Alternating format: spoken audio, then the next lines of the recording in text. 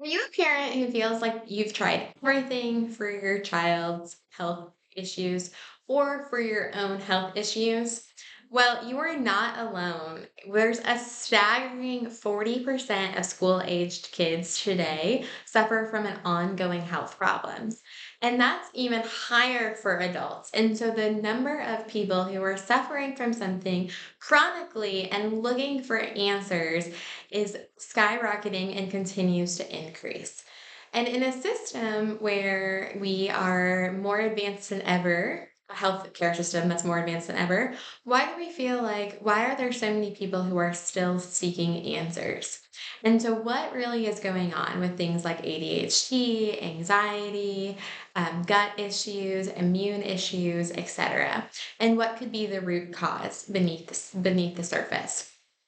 And so one of the things is, people say all the time they've tried the different diets, they've tried different detoxes, they're saunaing, they're cold plunging, doing all the things, but yet they still feel like they come up short in really meeting their health goals. And so, what could be one of the missing pieces? Well, one of the missing pieces can be what's called neurological dysfunction that can be go ongoing underneath the surface. And so that's the concept of subluxation. So as a neurologically based chiropractor, this is a term we use to describe what's going on and why chiropractic helps treat this dysfunction. So what's going on with a subluxation? So subluxations refer to three main components. And so we have a misalignment. And so a misalignment in the spine is altered position or alignment in the neurospinal system. And so that means there's something, quote, off. The next thing we're looking for is we're looking for fixation or restricted range of motion. And so these restrictions and range of motion, it means that there's altered tension, and that overall decreases movement and range of motion. And that's important because it leads to the third thing, which is neurological interference or imbalance. And so when we have misalignments combined with a decreased range in motion, that's when it restricts our proprioception or our body's ability to know where we are in space. And so it's disrupting this and it's altering the neurosensory input into the brain. And so that's how we create this imbalance. In chiropractic, there's an analogy, and it's called the safety pin analogy. And essentially, our brain sends signals to our body. Our brain sends signals to every muscle, cell, tissue, organ in the body, and that's the efferent nerves. And so those are all the nerves that they're sending signals from the brain to the body. And then, on the other hand, the body sends the brain's information. Think when I touch my finger right now, the feeling of being touching my finger is going up to my brain. My brain is receiving that signal that happened. Then my brain sends a signal to my finger to move. And so how there's constantly this signals where the brain sends a signal to the body sends the signal back to the brain. Well, when we have subluxations or interferences in this neurological connection, there's disruption. And so every nerve comes out of the spinal cord. It goes to the brain, brainstem, spinal cord, and then all of the nerves. And so when we have this misalignment or interference at the spinal level, it's interrupting all of the communication pathways beyond that. And so that's why it impacts every muscle, cell, tissue, organ in the body beyond just pain in your neck or a pain in your low back, etc., because it's interfering with the neurological connection to all of your organs and to all of your nerves. And so that's one of the things we're looking for because when this happens and we have this interruption or this interference in a connection, it can trigger the stress response. And so when we talk about being sympathetic dominant, when you're already sympathetic dominant because of a high pace life, because of the stress we have in the world, because of maybe physical stress from either posture or the birthing process, etc. And then we have these things called subluxations and they're going unaddressed, there's this constant interference, which is going to perpetuate this stress response or this sympathetic dominance. And so, one of the things that we look for is we look for these areas of subluxation through our scans when we're looking at areas of tension and we're looking at muscle activity, but then we're also looking at surface inflammation, which is a good indicator that there's a misalignment or there's interference in that area. And then we can adjust and we can clear that up.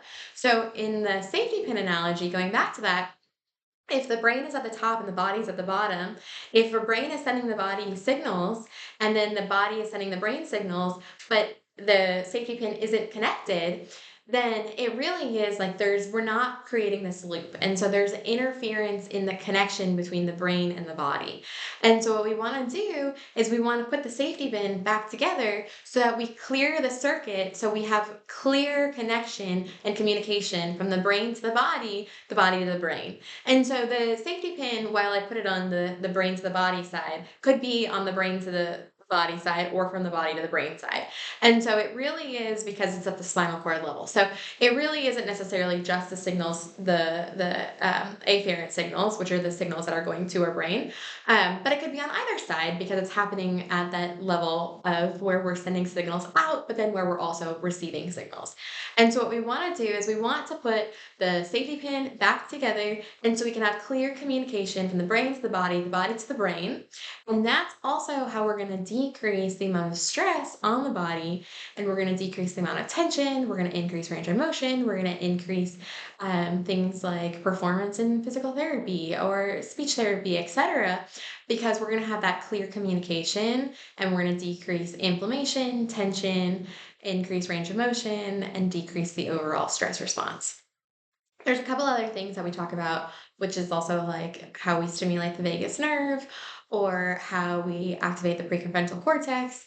And those are different videos. But for the sake of this video, we're talking about what do we look for as neurologically focused chiropractors and why are we adjusting? And so, what we are looking for as neurologically focused chiropractors are subluxations. What are we adjusting for? We're adjusting to clear subluxations or to clear interference in the brain body communication. So, that is essentially what we're looking for, what the purpose of the chiropractic adjustment, and what we're looking for, and then correcting to help the body function optimally. Now, when we're functioning optimally and we get you out of this sympathetic dominance or we clear out any interference with the brain body communication, this can impact all sorts of things and helps with things like difficulty sleeping, gut and GI issues, immune challenges, especially chronic ear infections, respiratory infections, allergies, weakened immune system, etc. Behavior or emotional dysregulation comes from sympathetic dominance, or even the motor challenges, which are gross motor and fine motor, but really trying to hit those motor milestones. So those are some of the things. In adults, we constantly see things like chronic tension, headaches, migraines, exhaustion, adrenal fatigue, mental and emotional challenges, gut, immune, and sleep. So those are some of the things. And oftentimes adults will say, I've tried meditation, I've tried cold plunging, I've tried detoxing, I've tried all these things, but yet why do I still feel this constant tension or pressure or difficulty sleeping, etc.? And so, some of the ways that we talk about where stress comes from or what could create a subluxation are things like stress. Physical stress, whether that be posture as an adult, a new exercise routine as an adult, or the birthing process for a child. Mental and emotional stress, which can be the mental and emotional stress from maternal during in utero, so well for mom during pregnancy, or can be for kids, even the co-regulation or the mirroring off of parents, and then parents obviously work-life balance, all of our demands in the world that place mental and emotional stress. And then the last thing is we have the environmental component. And so, what is our toxic load, and how many different things are we putting in our body that it has to filter?